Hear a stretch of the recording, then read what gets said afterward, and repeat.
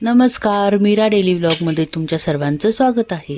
आज देवांशने स्कूलवरून आल्यावर कोणती रेसिपी केली हे आपण बघूयात। देवांश स्कूलवरून आल्यावर त्याला काहीतरी चटपटीत खायचं होतं, पण स्वतः करून खायचं होतं।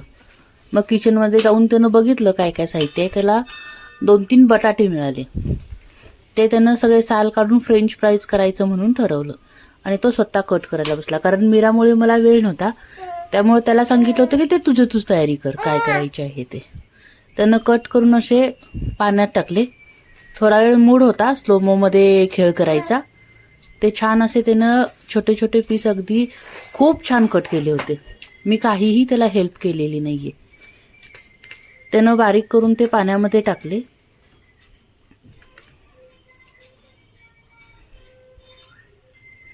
असं बराच वेळ त्याचं स्लो मो चालू होतं, पण त्याला रेसिपी करायला खूप आवडतात।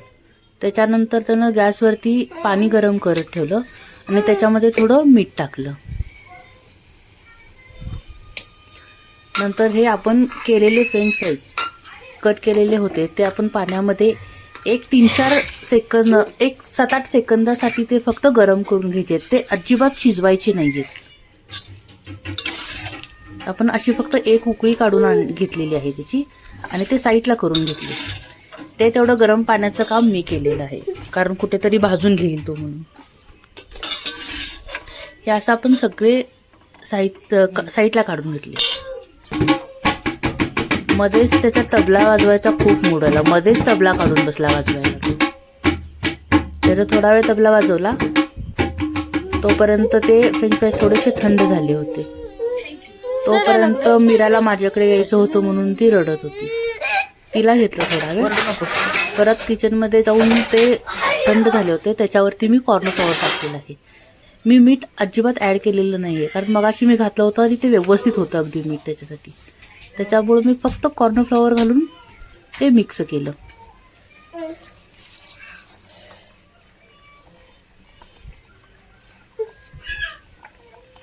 त्याला मध्ये तेही करायचं होतं, मध्येच कॉर्नफ्लॉवर घालून। नंतर मी अगदी थोडे घालून ते चांगले तळून घेतले।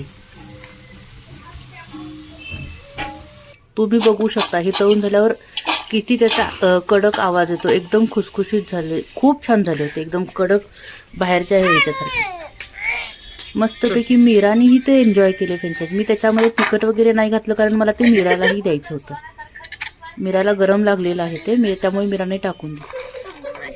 नंतर अगदी खूप एन्जॉय केलं मीराने ते खाऊन। मीराने अगदी आवडीनेही 4-5 पीस तरी खाल्लेच आणि देवांशनीही खूप छान खाल्लं। तुम्हाला माझे व्हिडिओ कसे वाटतात हे मला नक्की सांगा, त्याच्यामुळे मला परत व्हिडिओ बनवायची खूप इच्छा होते तयार। कारण तुमचा रिप्लाय हा माझ्यासाठी खूप महत्त्वाचा आहे। तुम्ही हे अगदी सोप्या पद्धतीने खूप साहित्य न वापरता ही रेसिपी तुम्ही नक्की करून बघा। अगदी सोपी, छान आणि अगदी बाहेरची टेस्ट तुम्हाला घरात मिळेल, तेही कमी खर्चात आणि कमी वेळेत।